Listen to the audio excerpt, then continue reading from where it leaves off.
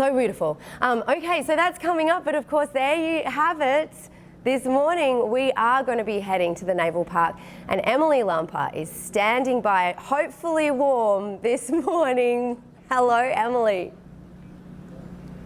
Mel, I have to say that it doesn't matter quite so much how I'm feeling internally in terms of my warmth, because I am feeling the warmth of the support of this community for the USS The Sullivans, because when you come out here, you are gripped with a feeling I can't even really put into words. I felt like I was so close to tears seeing. I'm just going to have Joel pan over so you can see where we are right now. We are standing right outside. It's on the back deck of the Liberty Hound here at the Naval Park. And just look at this ship. People are working hard out here. It is quite the scene. And I am so grateful to Paul Marzello for joining us this morning to talk about the latest on what's going on out here, because it is an endeavor that is very difficult for people to really understand, because they want so badly for this ship to be afloat. So tell us, Paul, what is the latest out here? Well, Emily, first of all, thank you for coming down so we can share a little bit of what's happening. And I'm delighted to bring you up to speed. Right now, one of the most important jobs that you have on the project is by a gentleman called Andy Barron, and he is the senior naval architect. And he seems like a little video geek upstairs in his own little room, but he has a very important job. And his job is to do some hydrostatic strength and analysis, strength and stability analysis. And with that, he is measuring gallon capacity of each compartment on the ship. And as we empty one compartment, he might have to fill another compartment on the other side of the ship. So our big concern is take our time and make sure we're absolutely 100% sure that we can raise the ship in one piece. The worst thing that could happen is we take a 50-50 chance and say, let's just pump all the water out and see what happens.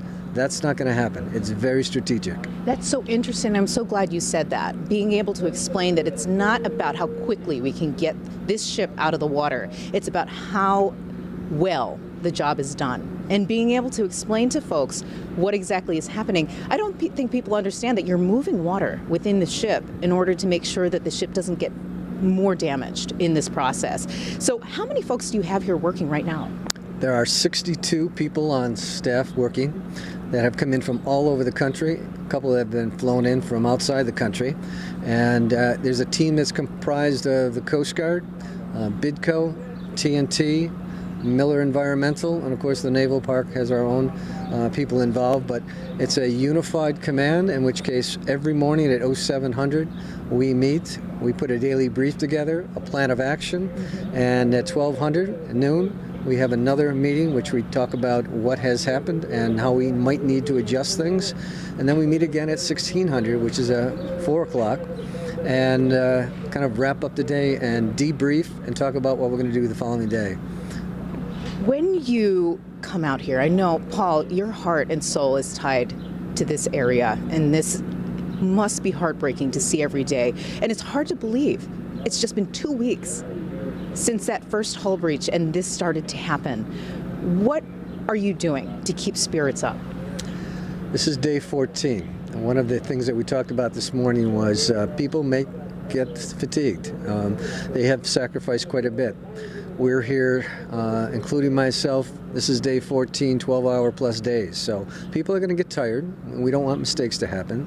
But every morning I try and share with them one of the stories that comes through to me, whether it's a text or a letter or a phone call, to just show them the importance what we're doing here. I also showed them the movie of the Sullivan boys, and that was quite stirring, because a lot of people that just do these salvage kind of jobs around the country didn't realize what the big attraction is. Why are all these people gathering around? Why are they all shouting words of encouragement? And they really came up to me afterwards and says, I get this now. This is an important community story. It's not just Buffalo and Western New York. It's a nation, if not around the world, that these sailors are connected. And it kind of highlights the fact that it's all about the sacrifice and commitment and honor and courage that these Sullivan boys went through in giving their lives for our country.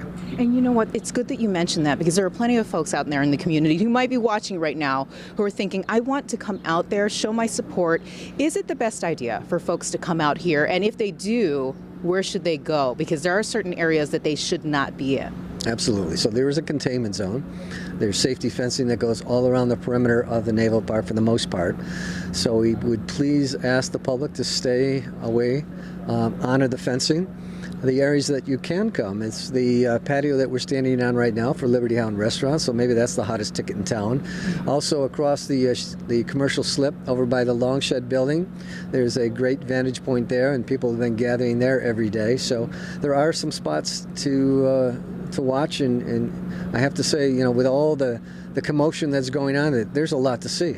Yes, and show support for the folks who are working. And they appreciate it, according to Paul, all the support people have been showing over the past 2 weeks.